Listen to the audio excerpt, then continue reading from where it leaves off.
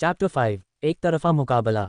Luo फंग को लग रहा था कि उसके पास जो लॉज का सोर्स है उसमें ज़रूर कोई पॉइजनस लॉज होंगे। ओरिजिन कॉन्टिनेंट पर जो एटर्नल ट्रू गॉड्स वहाँ के नेटिव होते हैं वो एक्सोटिक बीस्ट्स के खून का एसेंस कलेक्ट करके अपना कल्टिवेशन करते हैं, इसलिए उन्हें कुछ स्पेशल टैलेंट्स मिल जाते हैं और कभी कभी वो रेयर लॉज के सोर्सेस को भी मास्टर कर लेते हैं। उन्होंने कॉनिकल स्पाइक्स हर तरफ से लुओ फंग पर बॉम्बार्डिंग कर रहे थे जिससे वो काफ़ी हिल गया और बिखरा हुआ लग रहा था। उसके शरीर पर कई घाव बन गए थे लेकिन ये घाव तुरंत हील हो गए। लेकिन उसकी डिवाइन पावर कंज्यूम होने की स्पीड उसके स्मॉल यूनिवर्स जो 100 बिलियन लाइट ईयर्स डायमीटर का था से डिवाइन पावर रिप्लेनिश होने की स्पीड से कम थी। मेरे ब्लैक वाटर स्पाइक के अटैक को रेजिस्ट कर रहा है जबकि मेरे सोर्स ऑफ लॉस का पॉइजन भी अंदर घुस चुका है। रोब्ड फिगर ये देखकर अंदर ही अंदर हैरान था। ब्लैक डॉमर दो बड़े टेक्निक्स में माहिर था और उनमें से एक था सोर्स ऑफ लॉस पॉइजन। ये सोर्स ऑफ लॉस पॉइजन इतना खतरनाक और अनप्रेडिक्टेबल था कि यह डिवाइन बॉडी को डिस्ट्रॉय कर सकता था और कॉन्शियसनेस को भी खत्म कर देता था। कमज़ोर लोग तो सीधा मर जाते और स्ट्रॉन्ग लोग भी अपनी पावर्स को डैमेज करवा लेते। लेकिन ब्लैक डॉमर को यह नहीं पता था कि लुओ फंग की परफेक्ट डिवाइन बॉडी को लॉस पॉइजन का डिवाइन बॉडी पर कोई असर नहीं होता और कॉन्शियसनेस और सोल पर इफेक्ट। लुओ फंग के पास स्टार टावर था जो एक ट्रू गॉड के दिल को प्रोटेक्ट कर रहा था और उसकी सोल की विल केओस लेवल के पीक पर थी, इसलिए ये थोड़ा सा लॉस पॉइजन उसका कुछ नहीं बिगाड़ पाया। ये तुम्हारी पॉइजनिंग टेक्निक है, लुओ फंग हंसते हुए बोला और अचानक से उसके हाथ में एक नाइफ आ गई। ये थी डिवाइन किंग लेवल का weapon embryo blood shadow knife. ये तलवार काफ़ी डार्क थी और उसमें हल्की सी ब्लड लाइट थी। जैसे ही लुओ फंग ने उस तलवार को पकड़ा लॉस का सोर्स ऑफ बर्थ और डेथ एक्टिवेट हो गया और आशमंजस से काफ़ी सारे ग्रेश नाइफ लाइट्स निकलने लगे। ये नाइफ लाइट्स हर तरफ फैल गए और स्पाइक्स को पीछे धकेल दिया। ये था birth and death knife from 9 blades of breaking the realm. Luo Feng अपने रिइंकार्नेशन साइकिल के सफ़र में दो लिनिएजेस से एक वास्ट इनहेरिटेंस लेने के बाद अपने लिए जो बेस्ट सूटेड था उसको चूज़ किया। जो मेन इनहेरिटेंसेस उसने चूज़ किए वो थे डिमाइज और Dongwa from the call of undying river of the broken eastern river lineage. Perfect divine body होने के कारण लुओ फंग ने बॉडी रिफाइनिंग सीक्रेट टेक्निक भी ली जिसका नाम था केओस ग्रेट स्ट्रेंथ डायग्राम और अपनी मेन प्रैक्टिस ब्लेड टेक्निक जो थी 9 blades of breaking the realm. उसके साथ उसने 9 स्पेक्टर रेल्म को युएंजू के लिए चूज़ किया।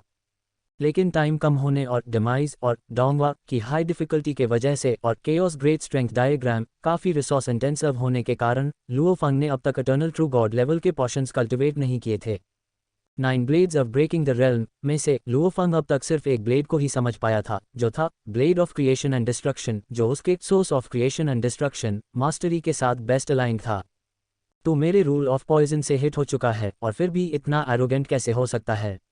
ब्लैक रोब वाला फिगर जोर से हंसता हुआ बोला, उसका फॉर्म ट्विस्ट होता हुआ और अनलार्ज होते हुए एक पहाड़ जैसा इम्पोजिंग बन गया।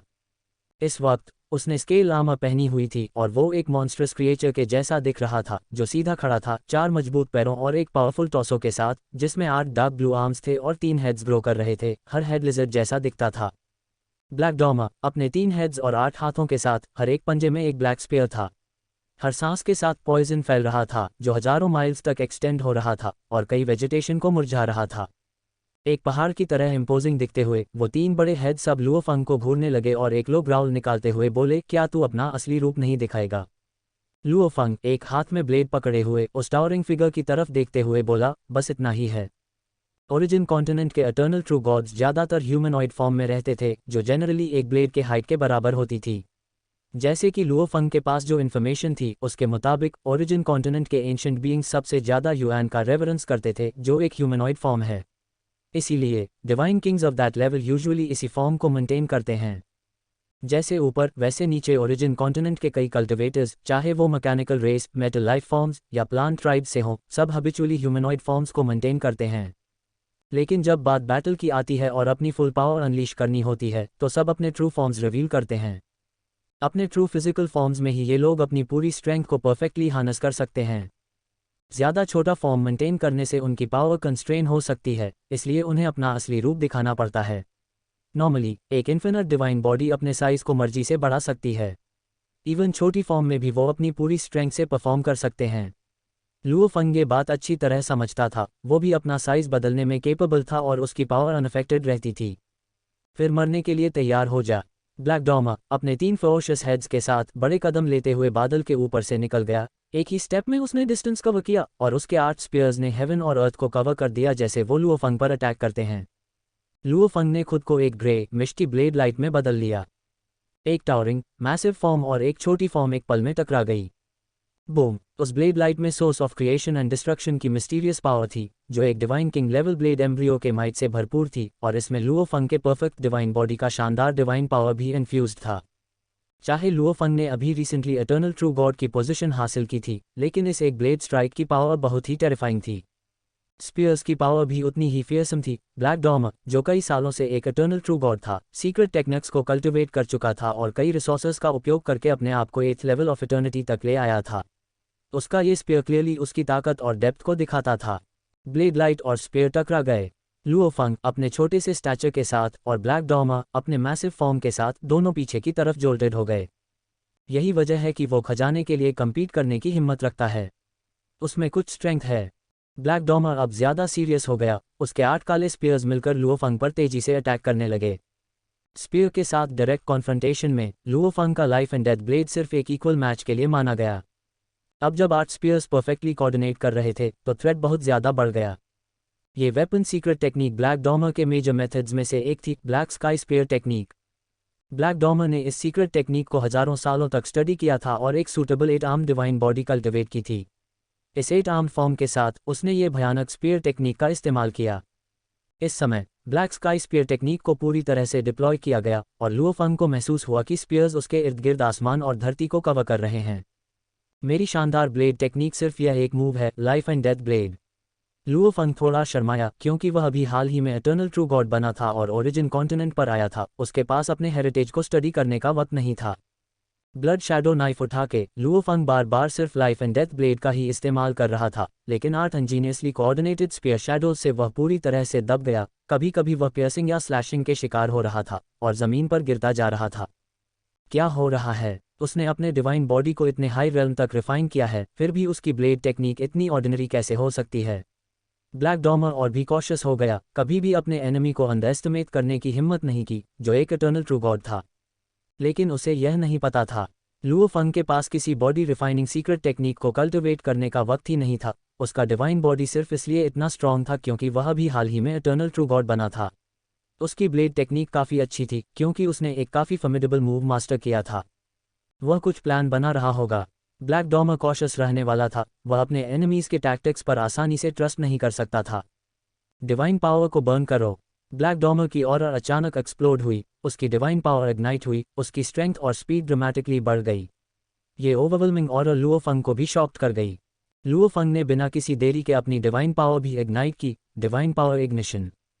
Extinction undying river of the broken eastern river lineage की 3 बड़ी सीक्रेट टेक्निक्स में से एक है और यह बहुत कॉम्प्लेक्स है।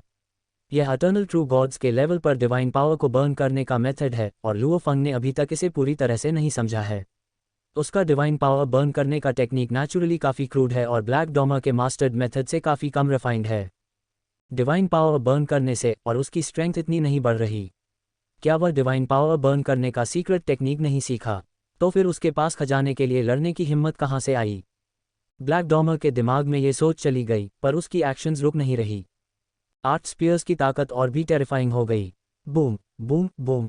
दोनों डिवाइन पावर को बर्न कर रहे थे, लेकिन ये क्लियरली दिख रहा था कि लुओ फंग का हाल खराब है। वह पूरी तरह से दब गया था और बार बार स्पीयर्स से हिट हो रहा था और उसकी चोटों की भारी थी। मास्टर, क्या मुझे इंटरवीन करना चाहिए? एक आवाज़ लुओ फंग के दिमाग में सुनाई दी। ये बाउंड्री बीस्ट मोरोसा की थी, जो दूर से बैटल को देख रहा था। मैं तो फाइट का मजा ले रहा हूँ, इंटरफियर मत करो। जबकि लुओ फंग बार बार हिट हो रहा था, लेकिन उसका परफेक्ट डिवाइन बॉडी, जिसमें लगभग एंडलेस डिवाइन पावर था, उसे इंजरीज को सहने में मदद कर रहा था और वह इटर्नल ट्रू गॉड्स के लेवल पर एक्सचेंज का पूरा मजा ले रहा था।